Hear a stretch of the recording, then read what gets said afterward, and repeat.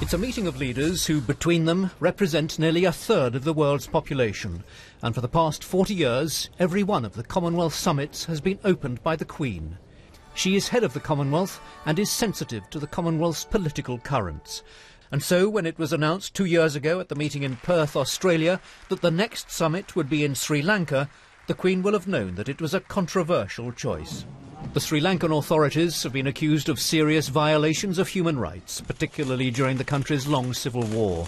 Human rights campaigners have condemned the government of Sri Lanka's President Rajapaksa. It was a wrong decision made to go to Sri Lanka because sending the Queen, who was scheduled to go, gives a royal seal of approval to the host country. You can imagine Mr. Rajapaksa. A number of prime ministers have told me how at the last conference he elbowed them out of the way so that he could be pictured with the Queen. Buckingham Palace insists the Queen's non-attendance at the summit is because they're reviewing the long-haul travel of the now 87-year-old monarch. Others who follow Commonwealth politics closely believe the Queen is sending a subtle but deliberate message.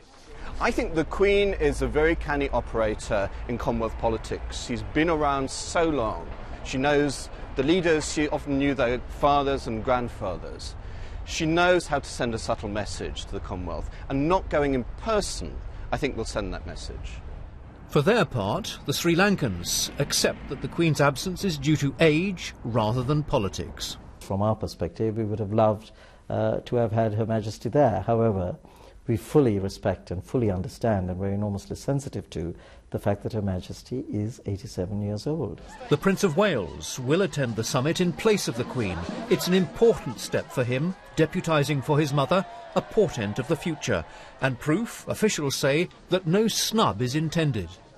The fact remains, though, that, most unusually, this is one Commonwealth meeting which will take place without the Queen. And in confirming that, the Palace has, for the first time, acknowledged that her age is having an impact on her programme. Nicholas Witchell, BBC News, at Buckingham Palace.